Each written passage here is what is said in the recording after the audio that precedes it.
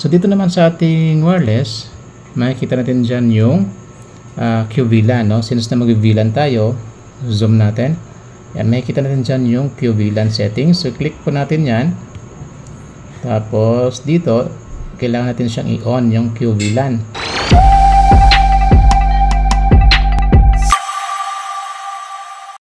Hello sa mga ka-IT natin dyan. So matagal-tagal tayo nakaka-upload kasi busy tayo sa buhay-buhay natin. Okay, so ngayon pala, no, ang video natin ay about dito sa ating antena na tenda. Okay, so may nagtanong kasi sa atin, no, kung paano daw ito gawing VLAN setup. Itong tenda na EC200, 1200. Ayan, so tingnan mo natin yung carton niya, no? Ayan, ito yung kanyang case. So naka dual band na siya, 5G tsaka 2.4G, and naka gigabit na rin po ito. So ang kanyang range, tingnan natin dito, meron dito sa kanyang specification. Ayan po, naka gigabit, and ito 200 meters ang kanyang range. Ayan siya. Okay, so ang pinaka specific model niya pala ay OAP 1200. So meron din dito nakalagay, yan, OAP 1200.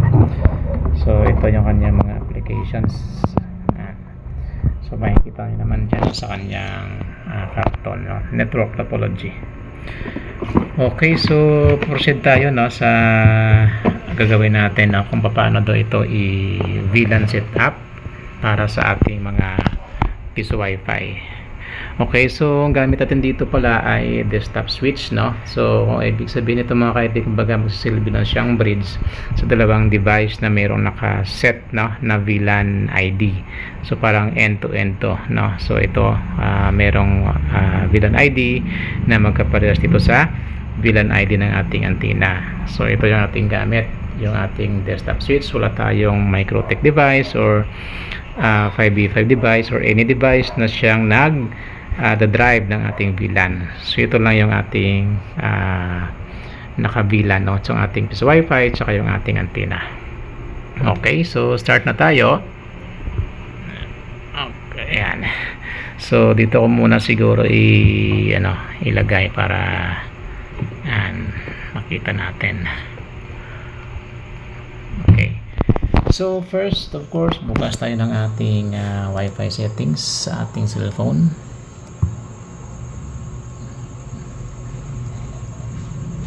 And then makita natin yung kanyang SSID dito, tenda, tsaka yung isa mayroong 5G.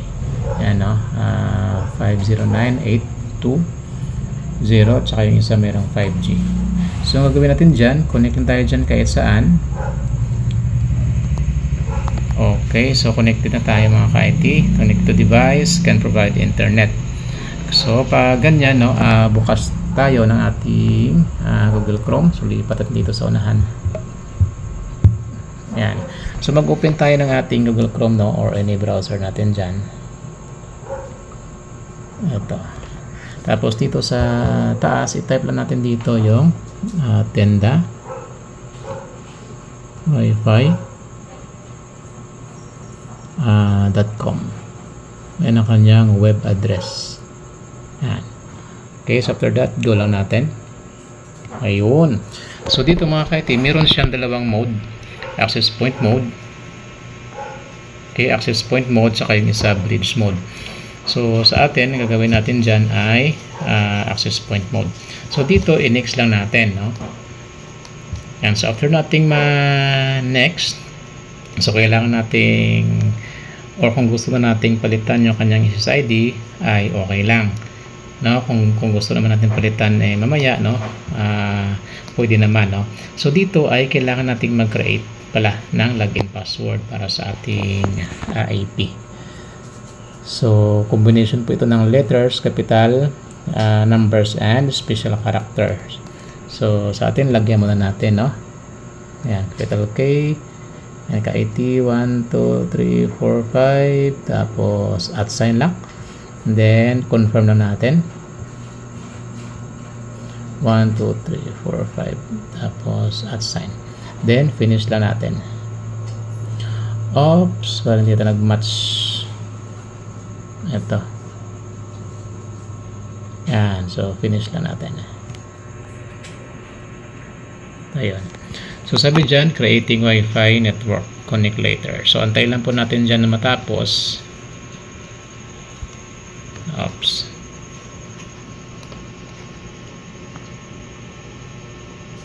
So kung pansin nyo, na-disconnect tayo, no, sa ating SSID. So antay natin na matapos ito, tapos connect lang tayo ulit.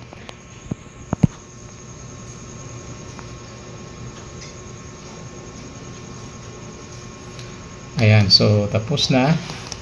Finish lang natin. Okay, so kailangan nating kumonect, no? Kasi na-disconnect na tayo. Connect lang tayo ulit. Balik tayo sa ating Wi-Fi settings. Connect tayo ulit sa ating tenda. Okay, so connected. Balik tayo sa ating Chrome. Then ito, refresh lang natin. Ayan, kung saan na siya nag-refresh. So dito, kailangan natin siyang i-login, no? Yung ating ginawang bago password. So dito, login muna tayo.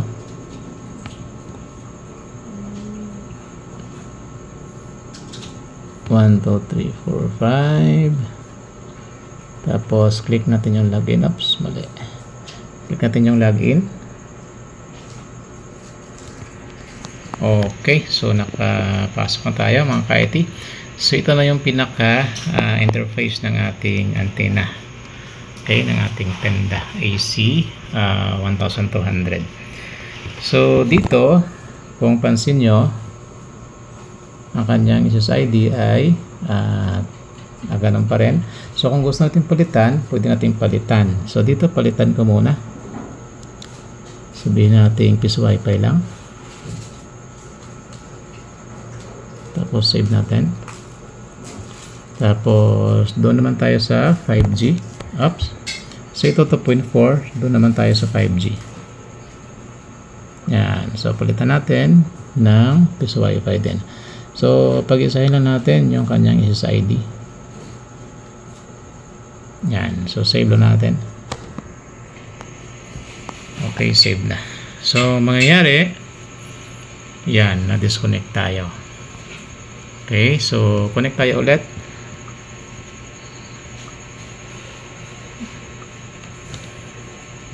Piece Wi-Fi. So ito na siya.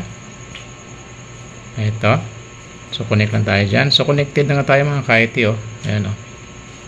So connected na. So gawin natin, disconnect muna natin. Yan. So connect tayo. Yan. So connected to device na. So balik tayo sa ating Google Chrome. Tapos dito, try natin i-refresh yan. Okay. So yan na. And then gawin natin, mag-login tayo ulit. Ka-ID 1, 2, 3, 4, 5 at sign, login. Okay, so naka-login na tayo. So next ating gagawin, since na mag-VLAN setup tayo, proceed na tayo sa ating wireless. Ayan. Okay, so eto na. So dito makikita nyo rin yung 2.4 at 5G natin. So dito naman sa ating wireless, makikita natin dyan yung QVLAN, no? Since na mag-VLAN tayo, zoom natin. Yan, makikita natin dyan yung QVLAN settings. So click po natin yan. Tapos dito, kailangan natin siyang i-on yung QVLAN. Ito. So click natin yan para mag-on na siya. Yan. So next, dito naman sa PVID, yung 1 na yan ay hindi natin kailangang palitan, no? So at is na yan, 1 lang. Ganon din dito sa management VLAN. So 1 and 1. Okay? So dito sa ating SSID sa 2.4 tsaka sa 5G, dyan na tayo magpapalit ng VLAN ID. Kung ano yung VLAN ID na ginamit natin dito sa ating piece Wi-Fi, sa ating portal ng ating piece Wi-Fi. So dito, nilagay ko dito ay VLAN 20. Okay, so Pisofy po yung ating gamit dito. Pisofy Lite. So VLAN 20 po yung aking ginamit. Ganon din yung ilalagay natin dito sa ating SSID. Yan. So dito, palitan natin VLAN 20 or VLAN ID 20. Tapos ganon din sa kanyang 5G. Yan. Okay, then save natin. Sabi dito, saving your QVLAN configurations makes the device reboot. So, continue natin. Okay natin. So, magre-reboot po siya. Makikita natin dito sa ating antenna. Magiging glow po yan. Tapos, mag-blink-blink siya habang nagre-reboot. Okay. So, antayin natin.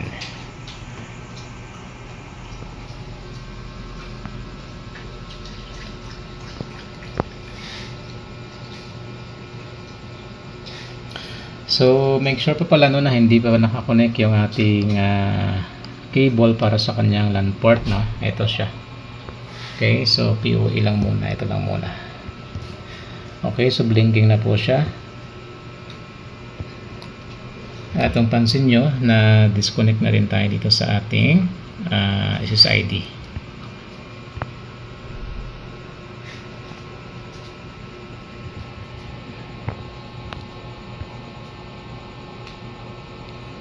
Okay, so 90, 95, 96, 97. Alright, so wala na totally, no? So, ang gagawin natin dyan mga ka-IT ay kailangan nating open na naman yung ating IP settings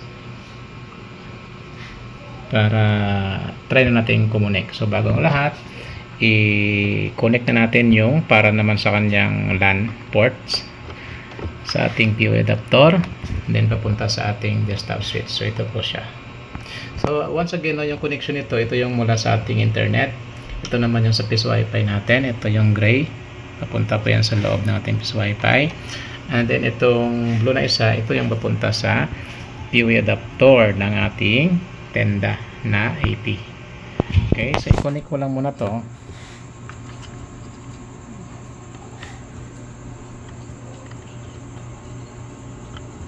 Yan.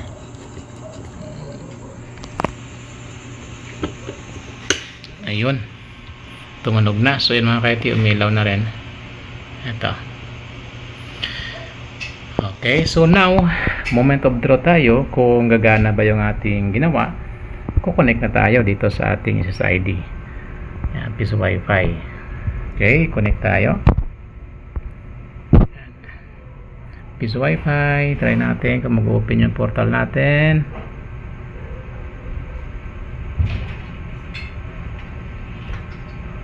Ayun, no? Ha ha ha. Ayan, nag-pop up mga ka-IT. Ayan. Nag-open yung ating portal. Aha, aha. So, ibig sabihin gumana yung ating ginawa na VLAN setup to sa ating tenda AC 1200 or yung model is OAP 1200. Ayan. So working po siya. Gumana. Okay, so nag-pop up yung ating portal. So try nating maghulog. Kuha lang tayo ng coins. Okay, so ito meron tayong 20 tsaka 5. Try nating mag-insert coin. Okay. So, maghulog tayo. 5 piso. Ayan, meron tayong time. Tapos 20. Ayun, meron tayong time. Okay, so go online tayo dyan. Okay natin. Ayan, so connected successfully. Ayun mga ka-IT, connected tayo sa ating piece of Wi-Fi. So, try natin kung meron tayong internet. Mag-YouTube tayo. Ayun, no? Wow! So, meron nga. Ha ha ha. So, gumana po, no? Yung ating VLAN setup dito sa ating tenda. Ayan, AC 1200. Okay, so sa mga nagtatanong po sa atin, no, ganun lang po yung kadali, no, ang ating gagawin pag set up dito sa ating antena na tenda AC 1200 or OAP 1200.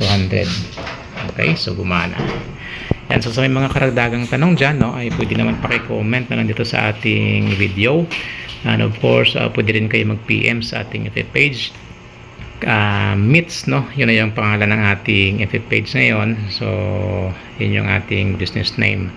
Okay, so reach out na lang kayo mga ka-IT para sa karagdagang katanungan, no. Sa mga gusto bumili ng license pala ay available po sa atin. Okay, so PM lang kayo mga ka-IT. Thank you.